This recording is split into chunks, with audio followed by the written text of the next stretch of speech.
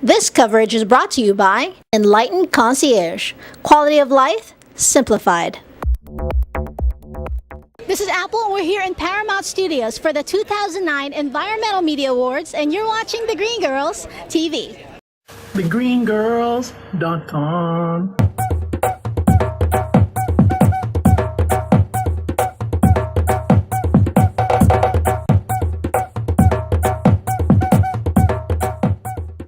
As a board member of the EMA, in the last 20 years, what have you seen advanced in the direct effect of the Environmental Media Association? Emma has done two great things. Thanks to the Environmental Media Association, there's a lot of good content, good science, and good green content in TV shows and movies. But of equal importance to me is the fact that they've made those same TV shows and movies more green themselves. There's so much waste in this business. Limousines and trucks and vans left idling, and lumber thrown in the dumpster when a set is taken down, and rainforest wood used to make those sets. That has virtually gone away. The sets have gotten so much greener because of the Environmental Media Association. So they have a green set of guidelines, for each show, and they try to get people to adhere to them. They give awards away, as we'll be giving away tonight, for people to do the most, and encourages a lot of wonderful competition. And so that's what we've done, and I'm most proud of that. Finola Hughes, hi. Or have you been an environmentalist all your life? I think I actually, it was my mother who, made me aware of certain things in the environment, and buying,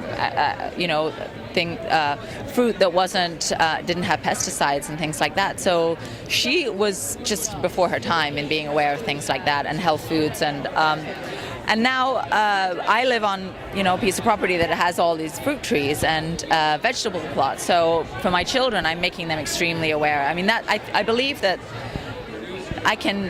my job is twofold. It's perhaps giving hints and tips to other mothers, but it's also to raise my three children to be extremely conscious and to be very responsible. This is Josh Takal. I'm Rebecca Harrell.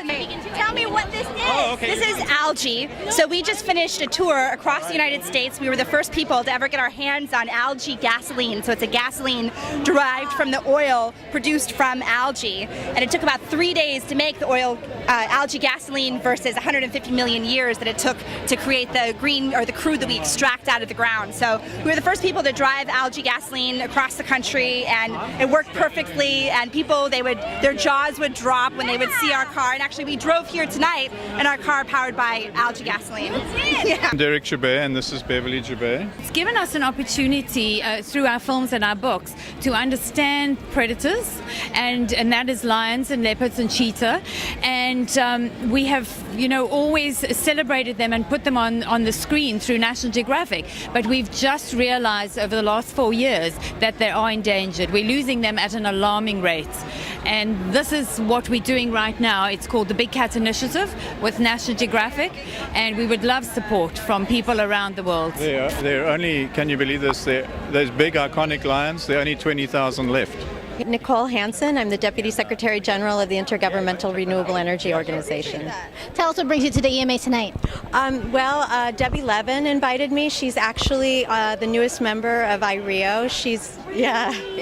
She's on our media committee, and what we're working together for is to help encourage governments around the world to use renewable energy technologies in their productions. Well, I claim that any scientist or engineer who spends time with this becomes an environmentalist. You become an environmentalist. You have 6 billion or 7 billion people, almost 7 billion people, living on a world suited to maybe 1.5 billion people. There's going to be conflict. Bill Nye, the science guy, you're watching The Green Girls, and let me say, you have excellent taste. TheGreenGirls.com.